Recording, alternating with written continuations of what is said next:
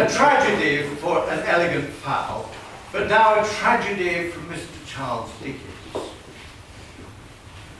From Oliver, the adorable Miss Angie Agar, playing Nancy, and as the renowned Mr. Charles Dickens, the talented, the very talented, Mrs. Margaret Watkins.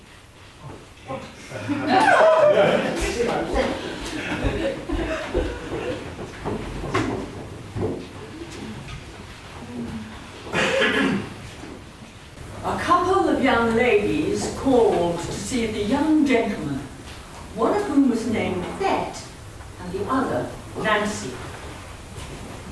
They were not exactly pretty, perhaps, but they had a great deal of colour in their faces and looked quite stout and hearty. Being remarkably free and agreeable in their manners, Oliver thought them very nice. Girls, indeed, as no doubt they were.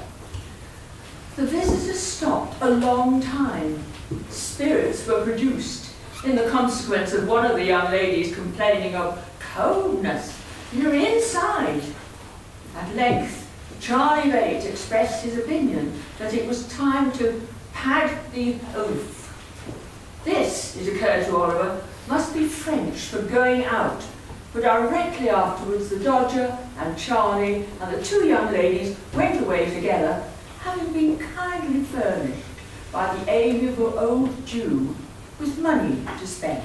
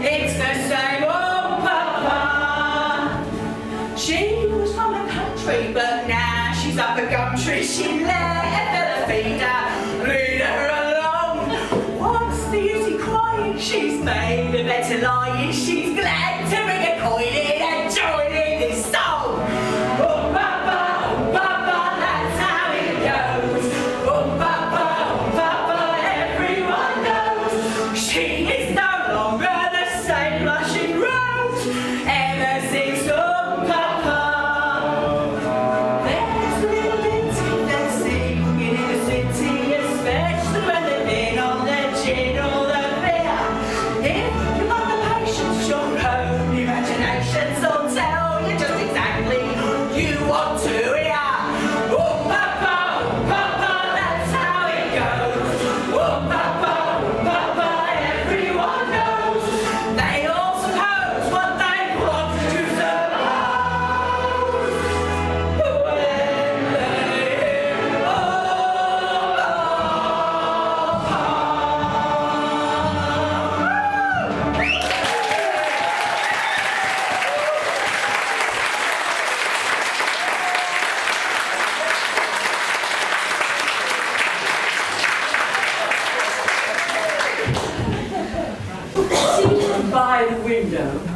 busily engaged in patching an old waistcoat, sat a young female, so pale and reduced that there would have been considerable difficulty in recognising her as the same Nancy that for the voice in which she replied, I beg your pardon, the same Nancy, but for the voice which she replied to Mr. Sykes' question. Not long, gone 7, said the girl. How do you feel tonight, Bill? As weak as water, replied Mr. Sykes. Here, lend us a hand and let me get off this thundering bed, anyhow. Illness had not improved Mr. Sykes' temper, for as the girl raised him up and led him to the chair, he muttered various curses on her awkwardness and struck her. Whining, are you?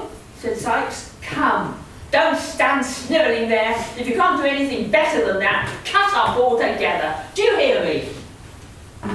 I hear you, replied the girl, turning her face aside and forcing a laugh. What fancy have you got in your head now? Oh, you think better of it now, do you? Growled Sykes, marking the tear which trembled in her eye. All the better for you, you have. Why, you don't mean to say you'd be hard upon me tonight, Bill? Said the girl, laying her hand upon his shoulder. No, said Mr. Sykes. Why not? Such a number of nights which, as I've been patient with you, nursing and caring for you, and this is the first time I've seen you like yourself, but you wouldn't have served me as you did. Come on, say you wouldn't. Well then, I wouldn't. Why, Daddy, the girl's whining again. It's nothing, said the girl, throwing herself in a chair. It'll soon be over. What'll soon be over? Demanded Mr. Sykes in a savage voice. What foolery are you up to now? Get up, and don't you come over me with your women's nonsense.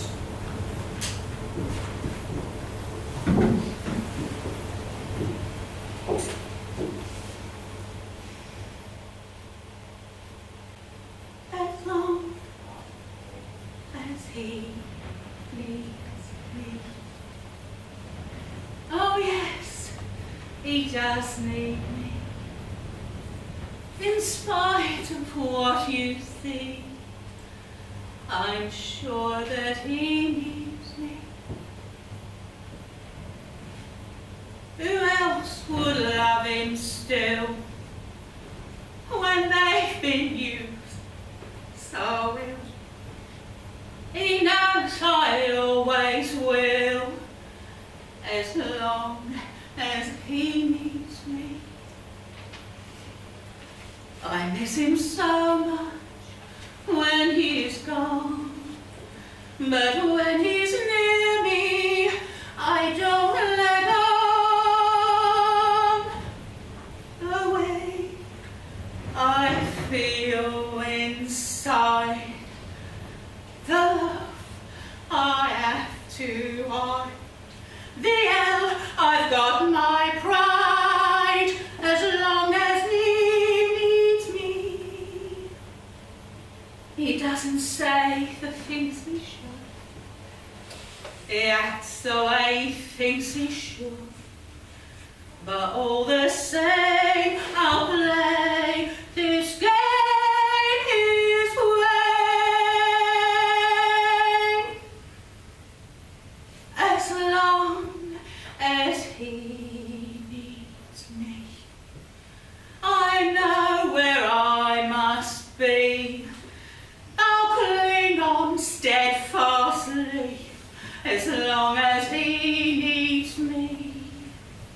As long as life is long, I'll love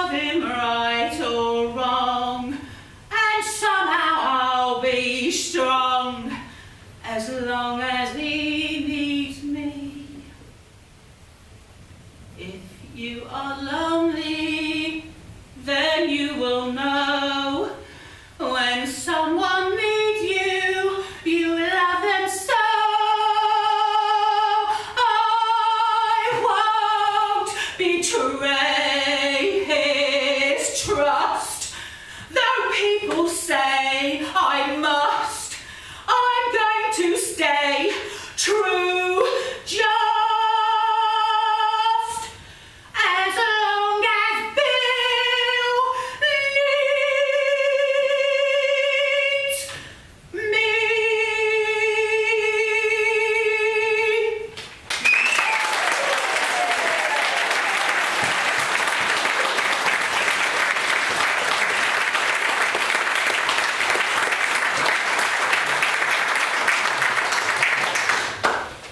Nancy was lying half-dressed.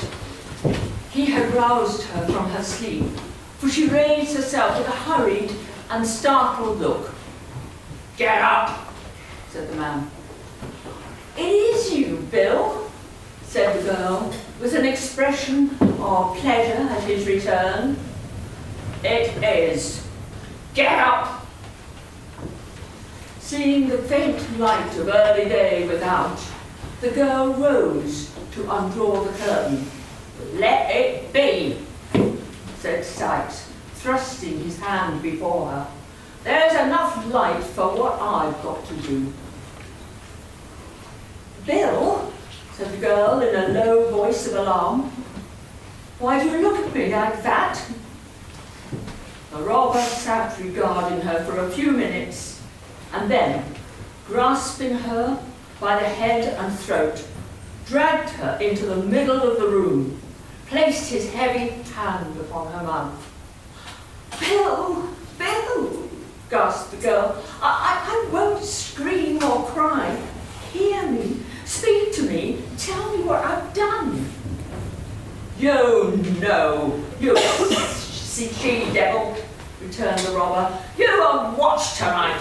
Every word you said was heard." "Spare my life for the love of heaven, as I spared yours."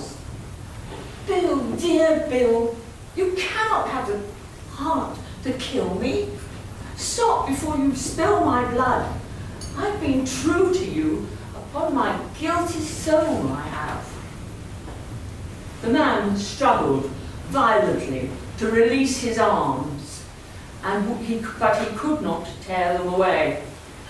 "Bill," cried the girl, "let us both leave this dreadful place and forget how we lived. We must have time, a little time." The housebreaker freed one arm, grasped his pistol, but the certainty of immediate detection if he fired flashed across his mind, even in the midst of his fury, and he beat it twice with all the force he could summon upon the upturned face, which almost touched his own. She staggered and fell, nearly blinded with the blood that rained down from a deep gash in her forehead. But raising herself with difficulty on her knees, drew from her bosom a white handkerchief, and holding it up in her folded hands, as high towards heaven as her feeble strength would allow, breathed one prayer for mercy to her Maker. It was a ghastly figure to look upon. The murderer, staggering backward to the wall and shutting out the sight with his hand, seized a heavy club and struck her down.